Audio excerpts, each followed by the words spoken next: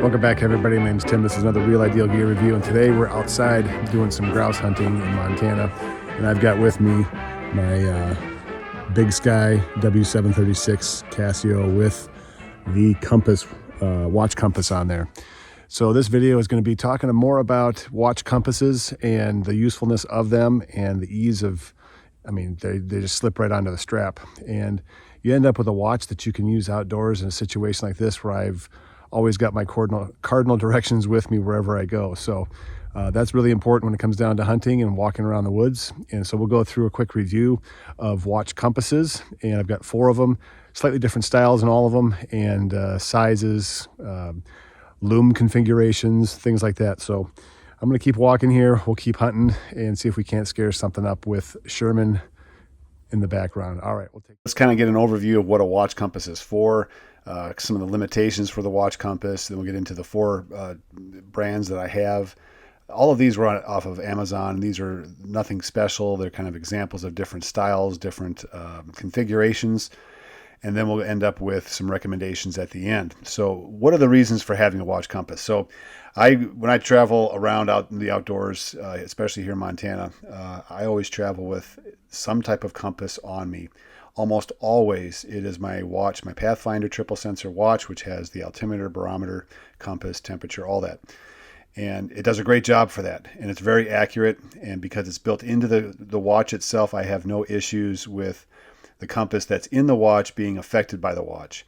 That is different with a watch compass. So when you put a watch compass on a strap, you have to be cognizant of the fact that if your watch has any steel in it, the battery, if it's a quartz movement battery, or a quartz movement that's going to have a battery, that those things are going to throw off the reliability of your watch compass. If you're carrying anything in your hand, so you'll see a video of me here with I'm out bird hunting. I have my shotgun with, and because I'm bird hunting and carrying the shotgun in the same hand my watch compass is in, it affects the reading of the compass, the bearing of the compass. So those are things that you have to be aware of, that these watch compasses are very much affected by things within probably a 12-inch, radius around the watch compass. So that's not a scientific estimate. That's just what my experience, my guesstimate, my informed estimate would be about that. So when I took the shotgun out of my hand and I moved the compass away from the head of the watch or the case of the watch, and I certainly got to keep in mind that the pin and buckle, the clasp, or the pin and buckle, if they're made out of steel, you're going to run into the same issue by moving the watch compass away from your watch case and towards the pin and buckle. You might end up with the same thing. So in some instances, if you have a really sensitive watch compass, you may have to take it off the strap. And this comes down to the ease and with which the usability and ease of that watch compass on the strap. If it's easy to take on and off, not an issue whatsoever. You've got that watch compass really, really accessible, right on the wrist, and most of the time it's going to read just fine. I don't think that there's any watch that I have right now where I can't find a position on the strap where the compass is not operating properly. So for me, it's halfway between the watch case and halfway between the pin and buckle on the strap, and it has no issues whatsoever. And I'll put some video up here of just those watch compasses going through the paces being compared to a Silva, which is a fantastic orienteering type compass. So those are some of the things to keep in mind as far as using these out in the outdoors. How reliable are they? I think they're reliable in general directions. If you're not really that concerned about specific locations that you're trying to get to, point A to point B with 0 deviation from the path. If you're looking for just general directions, I think you'll be fine. And that's generally what I use my compasses for. I'm not really pulling out a map and saying, okay, I'm here and I need to get to here and I need to have these 4 or 5 checkpoints to get from here to there. That's not what I'm doing. Could these compasses do that? Yeah, but I think it'd be more difficult because they're so small, and the error that's built into the dial as far as the size of the dial, the ability of the dial to be placed on a map, and to do those orienteering and those bearing type functions is more difficult for these. It's not impossible, it's just more difficult. Two of these watches do have the degree markers on there, and they have a rotating bezel with the cardinal directions and the degrees on there. So yes, you could do bearings with these compasses, and I think that's very possible. I'm just not one that would use that. I would pull out my other compass that I always travel with too. I would pull out my other compass that's designed for it, and actually do some very specific bearing measurements. So that's kind of an overview of this. It's a great, keep yourself generally on track, which way is north, especially in a cloudy day. I was out bird hunting. You'll see the video of me out bird hunting, and it was a cloudy day. So you get turned around on a cloudy day, and you can rely on nature to provide you some indications of where south is. But outside of that, you're kind of stuck. Yeah, you can get yourself turned around in a hurry on a cloudy day. Throw fog in the mix or nighttime in the mix, and it gets really dicey really fast. So anything that you can get that is a very objective tool to give you at least the cardinal directions is extremely valuable. So something like this, when you're out and about in the outdoors, I think it's invaluable. Have it. They're cheap. There's different qualities to them. We're going to go through that right now. That you can have more stylish looking ones, you can have more tooly looking ones, you can have some that are just very plain and very like it does this really well. So let's go through the rubric. I have 10 categories. Some of these are a little bit more overlapped. I get it. It turned out like, to me in my mind, that they were slightly different or different enough where I wanted to have them as being different categories. So here are the 10 categories. The quick read. How quickly can you get a read with this watch? Just by setting your wrist up, looking down. Do you get a quick read? There's two things that kind of go along with that, and maybe these two things are maybe they're built into this one, but the settle time. How quickly does the compass settle in on north? Okay, pretty self-explanatory. If you got that compass spinning or in the wrong direction, and then you settled your wrist and you had it nice and level for the compass to spin back around to north, how quickly does it get there without going back and forth, back and forth, back and forth until it finally settles on north? One of the four compasses here does that. It bounces around for quite a while, and then it finally settles in on north. Not good for the time it takes to do that. At the same time, that compass particularly does not have a liquid-filled compass, so it's not affected by cold weather. So there's an upside to something like that. All right, legibility is another one. Just how easy is the compass to read? Different lighting conditions. Lume is another category. All of them have lume. I was surprised. I didn't even think that compasses like this were going to have lume on them, let alone the amount of lume that's on all four of these, which is phenomenal. The north indicator has to stand out. It has to be easily picked up on. That goes back to legibility, but more specifically, it's the north indicator. It has to be easy to see. How easy does it attach to your strap? This is another category. Some of these have a clip that you clip into place. Others, it's just a slide on. There is nothing to clip or open up. It needs to slide on. If it doesn't slide on, it's not going to go on the strap. And I have my own preference now after trying these out. And I'll tell you right now, the cat's out of the bag. I do not like the clip-on watch compasses. They need to slide on. The clip-on ones, if the strap is too thick, it won't clip shut. But the reality is you don't need to have the clip open to figure that out. If it's already clipped shut and you can't get that strap to go through that space, it's not going to fit, whether you have the ability to clip it or not. And even if you did clip it under that tension, you might break the clip, and then lose the compass. So where are you then? So to me, the clip-on compasses it's an unnecessary way of attaching it to your strap. All right, map use. Are any of these four, legitimate for map use? Yes, there's two of them that are very much legitimately can be used for map orienteering and bearings and things like that. What about the degrees? Do they have the degrees on there? That kind of goes back to the map use, but at the same time, you can do a little bit more precise engineering orienteering when you have those degrees on there, and you can kind of just narrow things down and slice that pie a little bit thinner. The wrist fit. How well does it fit on the wrist? This comes down to the height a little bit, but more it's the back side of the compass. It's the width of the compass.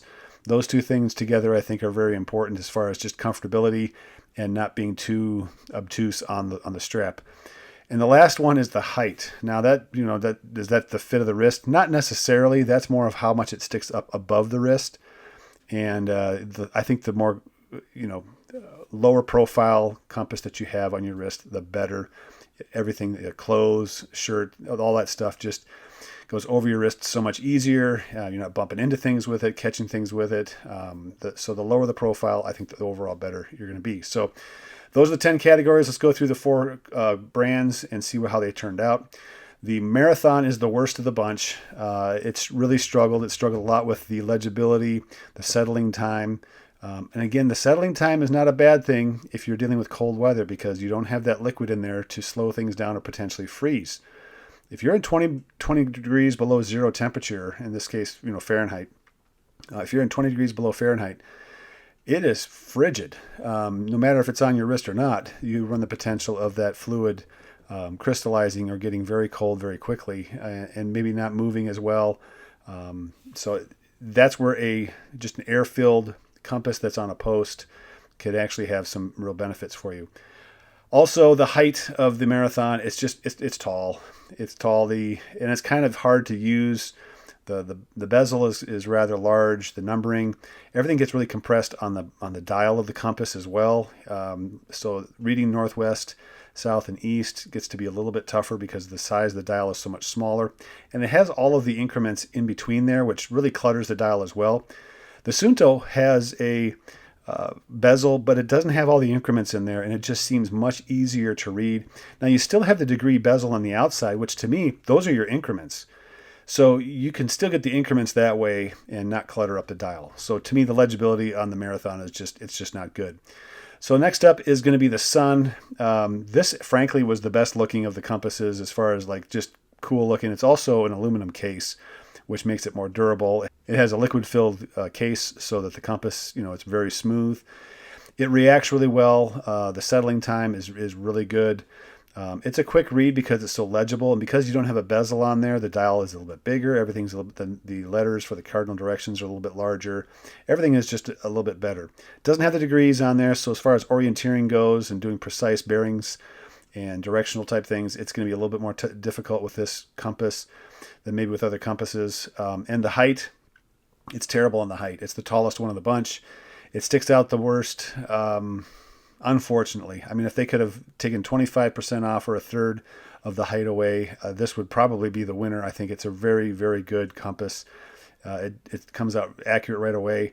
So it's a good one. Next up is the Sunnto. And the Sunnto is really a low profile. It's the lowest profile of the bunch. It has the bezel. It has great loom.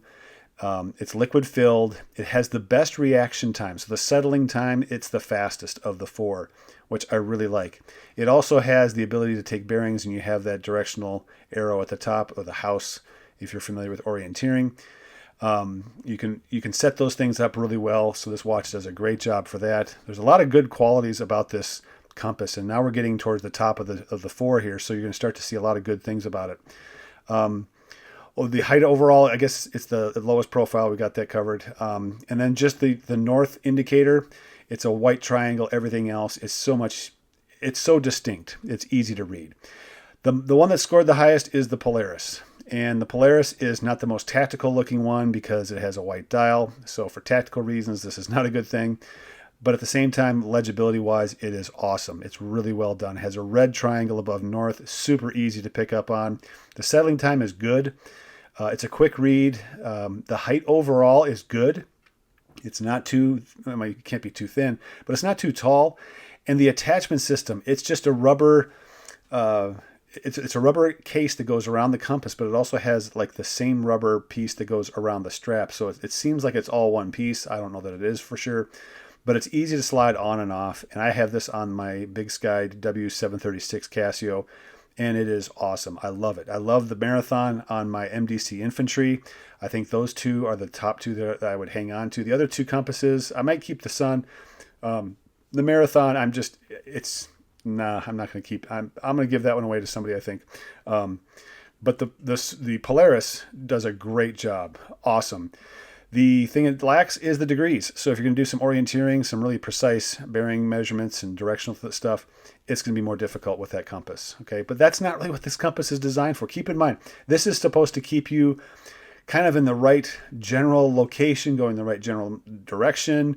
And the more you stay on the right direction in the general location you want to be, the less error you're having to deal with. But when you deal with something where you're guessing and you don't check your watch, you don't have your compass with you, whatever, and you get off track and you keep walking, it gets worse. You get further and further away from the correct location. It's that whole idea of in competitive shooting, which is what I'm a part of. You aim small, miss small, because the smaller you miss, the less error you have at even greater distances.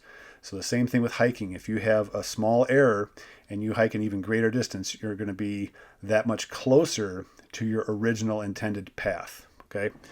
So of all these, I think the Polaris is certainly the best looking one. I think it's the best functioning one overall.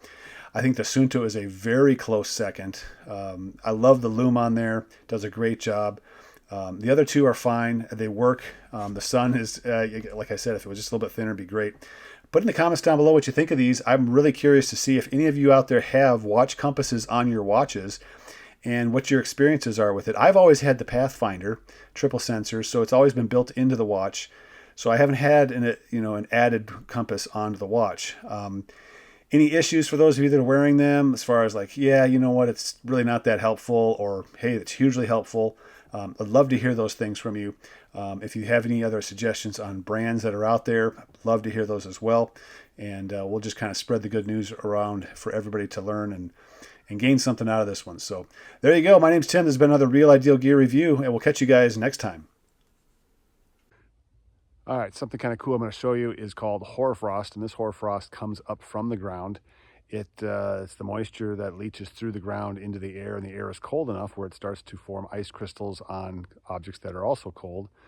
And the two together, these crystals just grow and grow and grow as the moisture keeps leaching through the ground into the atmosphere, well, into the air right above the ground, and freezes into these massive crystals that you see here. They're very fragile, and some of these situations can develop into just inches of hoarfrost. If you're living near a river, creek, stream, those kind of spaces during these cold nights, you have just an absolute winter wonderland of frost on everything. All right, every time I do one of these outdoor videos where I include gear or have gear on me, I get a lot of requests, emails that ask specifically for links or images of those items. And so I try to do my best to address those.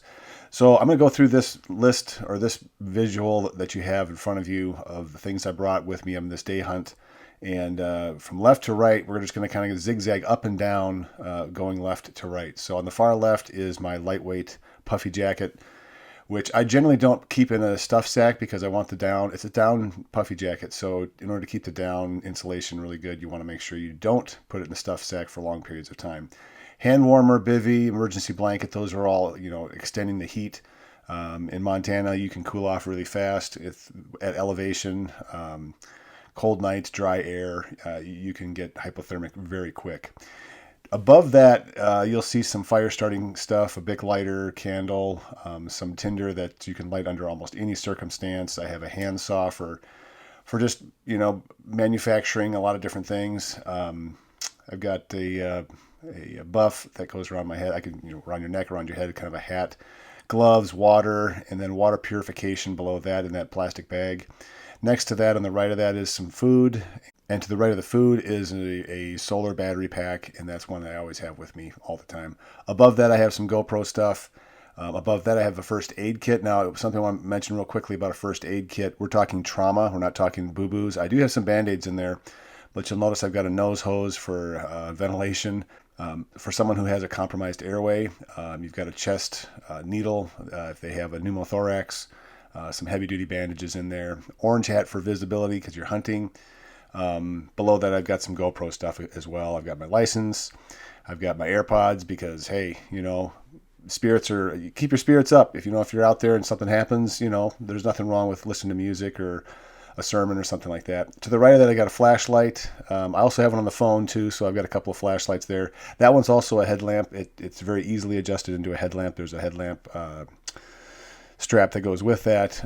There's also a Swiss Army knife, and that's the Huntsman, and so that has a few things on there that are helpful, like a saw, a couple of more knives, screwdrivers, things like that, tweezers. The bigger knife, that's for the more heavier duty stuff. That's the Max Ace Balance. Above that is my Big Sky, the Casio 736. Above that is my compass. That is the one that I rely on the most when it comes down to just detailed orienteering. And I have my GoPro all the way above that. So this is kind of a day kit that I have. In this case, I put this in my game pouch in the back of my vest. And a few of the things I keep up front, like the battery, the first aid kit, things I want quick access to, food and water. So, but this is an example of what I bring in my kit. Sometimes I vary it a little bit, but generally these are the things I have, depending on the circumstances. So highly recommend that. This is kind of into that tier 2 category. We talked about this. I've got videos on this. Tier 1 is what you have in your pockets. Tier 2 is kind of the small stuff you take for a day, extending your day to make sure you get back home. And then tier 3 is a little more serious. You know, this is more of a pack of some sort that you bring with you. So I guess this is more like a 2 and a 3, kind of in that gray area between the two. So put in the comments down below if you have any ideas additional to this. You try not to go overboard. You want to carry just enough to extend things, but you don't want to bog yourself down. That's the intent behind this. But I'd love to hear your comments on this as well. So there you go. Take care. Have a great one.